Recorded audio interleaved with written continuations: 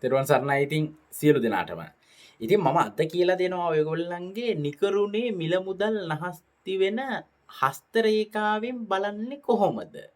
ඔයාලගේ අතේ මේ මෙහෙම බලපුවාම මේ දැන් පේනව නේද මේ වගේ හිල් මේ තැන්වල මේ තැන්වල මේ මෙහෙම පේනවා මේ දැන් ඔයාලගේ අතේ මෙහෙම ඇඟිලි ටික ලං කරාට පස්සේ මෙතන ගොඩක් ඕපන් තියෙනවා නම් මේ උඩට යන කම්ම මේ සෙනසුරු මණ්ඩලයේ උඩට යන කම්ම බුද මණ්ඩලයේ උඩට යන කම්ම මේ වගේ හිල් තියෙනවා නම් තමාතේ මිල මුදල් රැඳෙන්නේ නැහැ මිල මුදල වියදම වැඩි.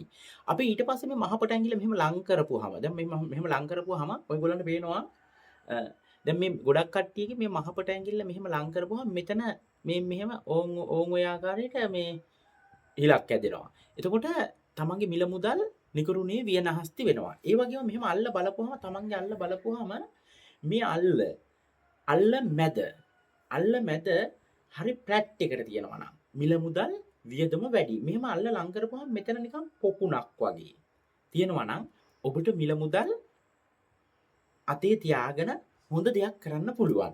ඒ වගේම ඔබගේ අතේ මේ ස්ථාන මෙහෙම මෙහෙම මේ විදිහට වැහිලාම තියෙනවා නම් මිල මුදල් රැඳෙනවා. හොඳද? ඊට පස්සේ අල්ල මෙහෙම බලපුවාම අපි මෙහෙම අත මෙහෙම කරපුවාම මේ ඇඟිලි ඔයාගේ කොහොම මේ කෙලින් ඔය පල්ලෙහාට පාත් වෙලා තියනවද? උඩට පාත් වෙලා තියෙනවා. පල්ලෙහාට පාත් වෙලා තියෙනවා නම් ඔයාලගේ මිල මුදල් වියදම වැඩි. මේ විදිහට තියෙනවා නම් මිල මුදල් ඉතිරිය සුපිරි.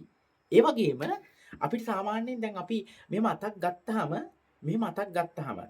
පැහැදිලිද? මෙහෙම අතක් ගත්තාම අපි මිට මොලවනකොට මේ මිට මොලවන මේ මහපට ඇඟිල්ල දිග ඇරිලා තියෙනවා නම් ඔහොම මිට මොලපුවාම මේ මහපට ඇඟිල්ල දිග ඇරිලා තියෙනවා නම් ඔයගොල්ලන්ගේ මිල මුදල් වියදම වැඩි.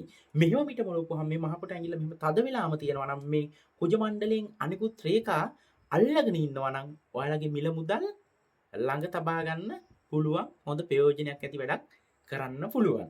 බලමු ඔයගොල්ලන්ගේ අල්ලෙත් කොහොමද මේ සලකුණු පිහිටන්නේ කියලා. තෙරුවන් සරණයි. ජයෙන් ජය.